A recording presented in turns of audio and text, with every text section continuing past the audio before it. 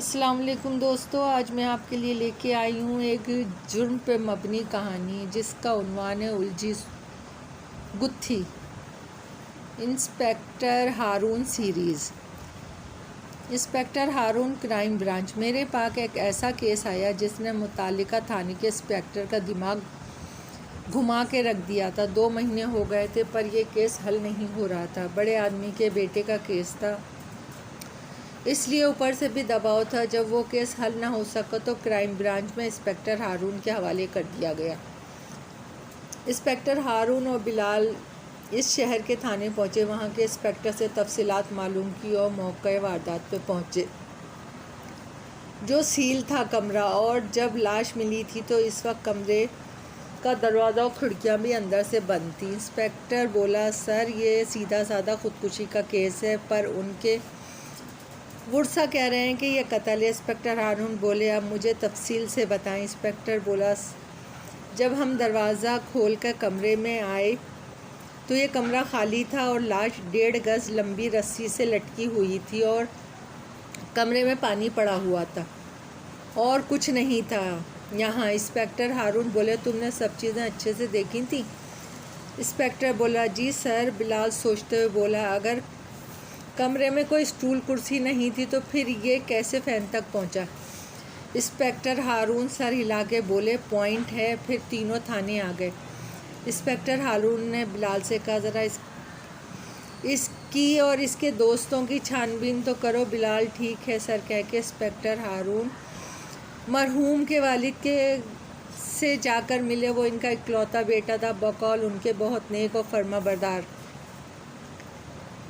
Inspector ने जलाल साहब से पूछा, कमाल की किसी से दुश्मनी थी? जलाल साहब बोले, नहीं। इंस्पेक्टर हारून, फिर आपकी किसी से दुश्मनी होगी? जलाल साहब बोले, हम बिजनेसमैन हैं, 100 दोस्त 100 दुश्मन होते हैं, पर ऐसा नहीं कि कोई मेरे बेटे को मार दे। इंस्पेक्टर हारून, आपको किसी पे शक है? जलाल साहब, नहीं, मैं किस पे शक करूं? फिर इंस्पेक्टर हारून थाने आ गए। दूसरे दिन बिलाल ने एक चौंका देने वाली ख़बर सुनाई कि कमाल की इसके वालिद ने जितनी तारीफ़ कर रहे थे वो इतना भी सीधा नहीं था। इसका यूनिवर्सिटी में एक लड़की के साथ अफेयर था और कुछ दूसरे लड़कों से इसकी यूनिवर्सिटी में इस लड़की के पीछे लड़ाई भी हो चुकी थी। इंस्पेक्टर हारून, और कुछ? बिलाल, नहीं सर, बस इतना ही। इंस्पेक्टर हारून, बिलाल, इन लड़कों के पीछे खबरी लगा और इस लड़की का भी पता करो, देखो वो क्या कहती है। बिलाल सर हिला के बाहर चला गया। अभी तक इस केस का कोई सिरा हाथ नहीं आया था। बिलाल इस लड़की से मिलने यूनिवर्सिटी गया तो मालूम हुआ लड़की आज यूनिवर्सिटी नहीं आई है। बिलाल इसका एड्रेस लेके इसके घर गया। वो मिडिल क्लास लोग थे। बिलाल को देख के इसके घर वाले परेशान हो गए। बिलाल ने उन्हें तसल्ली दी, आप परेशान ना हो, बस रूटीन की कार्रवाई है, आप सिदरा को बुला दें। कुछ देर बाद सिदरा कमरे में दाखिल हुई और सामने वाले सोफे पर बैठ गए। इसके वालिद भी इसके साथ थे। बिलाल ने सिदरा से पूछा, आप कमाल अहमद के साथ यूनिवर्सिटी में पढ़ती थी? वो बहुत आहिस्ता बोली, जी। क्या वो आपका दोस्त था? फिर वो घबरा के बोली, जी वो हमारे ग्रुप में था। बिलाल, मैंने सुना है वो आपका ख़ास दोस्त था और आपकी वजह से वो लड़कों से लड़ाइयाँ भी करता था। सिदरा ने घबरा के अपनी वालिद की जानिब देखा, फिर बोली, जी नहीं, ये झूठ है। बिलाल समझ गया कि सिदरा अपने बाप के सामने कुछ नहीं बताएगी, लिहाजा इजाज़त लेके उठ गया। बिलाल ने इंस्पेक्टर हारून को रिपोर्ट दी। इंस्पेक्टर हारून बोले, और खबरी की क्या रिपोर्ट है? बिलाल, अभी कुछ ज़्यादा मालूम नहीं हुआ, वैसे मैंने खबरी से कहा है कि इन लड़कों पर नज़र रखो।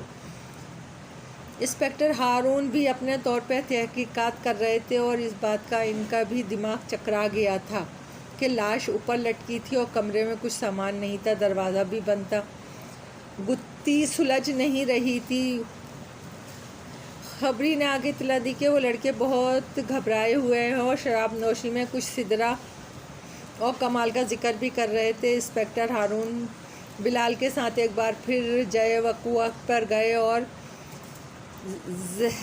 ज़ेरे लब बड़बड़ाए, लाश 1.5 फीट लंबी रस्सी और पानी, इन सब का क्या कनेक्शन हो सकता है? फिर वो खिड़की के पास गए, बगौर इसका जायज़ा लेने लगे और एक बारीक तार उन्हें खिड़की की कुंडी में लिपटी हुई नज़र आई।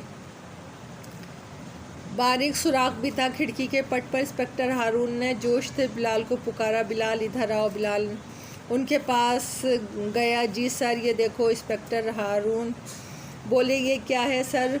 बारीक तार। इंस्पेक्टर हारून ने ये खुदकुशी है नहीं है, कत्ल है। और हाँ, अब ये मालूम करना है कि इसे मारा कैसे है। इंस्पेक्टर हारून, इन लड़कों पर पहरा लगा दो। रात के 3 बजे इंस्पेक्टर हारून ने मोबाइल तैयार करवाई और नफरी लेके लड़कों के घर छापा मारा और सब नदहोश मस्त नशे में सोए हुए थे। सबको गिरफ्तार कर लिया। उनके घर वालों ने बहुत वावेला मचाया। वो सब भी अच्छे अमीर थे। उनको लॉकअप में बंद करके इंस्पेक्टर हारून ने चाय मंगवाई। हारून मुस्कुरा के बोले, मुझे मालूम है तुम्हें बहुत तजस्सुस हो रहा होगा बिलाल। केस कैसे हल हुआ सुबह तुम्हें मालूम हो जाएगा। बिलाल, नहीं सर, अभी बताएं, मुझे नींद नहीं आएगी। इंस्पेक्टर हारून बोले, मैं तुम्हें से ना इस कमरे में, तुम्हें मालूम है ना, इस कमरे में 1.5 गज रस्सी पानी था और दरवाज़ा अंदर से बंद था। दरअसल मुजरिम बहुत शातिर हैं। एक बारीक तार कुंडी से लिपटा हुआ देखा था। वो किसी तरह भी कमाल को कमरे में लाए और फिर इन लोगों ने बर्फ़ की बड़ी सी सिल्ली ख़रीदी, जो मैं मालूम कर चुका हूँ कहाँ से ली थी। फिर इस सिल्ली पे कमाल को खड़ा करके फंदा इसके गले में डाल दिया ताकि कमाल आहिस्ते आहिस्ते मौत के मुंह में जाए और वो लोग कमरे अंदर से बंद करके खिड़की के रास्ते बाहर आए और इस तार की मदद से कुंडी बाहर से बंद कर दी, मगर ये तार इसमें फंस गया था। मुजरिम चाहे कितना ही शातिर क्यों ना हो, कोई ना कोई गलती ज़रूर करता है।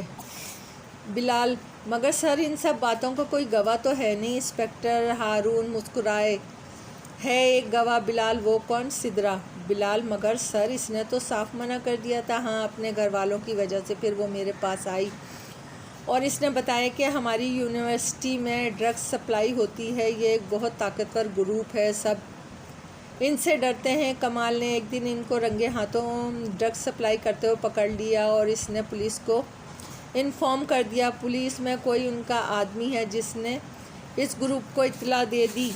कमाल शाम जब यूनिवर्सिटी से निकला तो इन लोगों ने इसे अगवा कर लिया और इसे इस तरह से मार दिया। इस बात की गवाही सिद्रा देगी। बिलाल मुस्कुरा के बोला, सर आपने तो फिर इन अनसुलझी गुत्थी सुलझा ली। Well done sir. Inspector Haroon Bilal के कंधे पे हाथ रखकर बोले, मेरे पास तुम जैसा काबिल इंस्पेक्टर जो है, तुमने भी मुझे बहुत मुफीद मालूमात दी थी। फिर सुबह तक मुजरिमों ने सब कुछ उकल दिया जो हूबहू इंस्पेक्टर हारून की इन्वेस्टिगेशन थी। मुजरिमों को अदालत में पेश किया गया और फिर कुछ अरसे बाद उन पर जुर्म साबित हो गया और उन्हें फांसी की सज़ा हो गई। इस तरह शातिर मुजरिम अपने अंजाम को पहुंच गए। दोस्तों, कहानी पसंद आई हो तो लाइक और सब्सक्राइब कीजिएगा। आपकी दुआओं की तलबकार।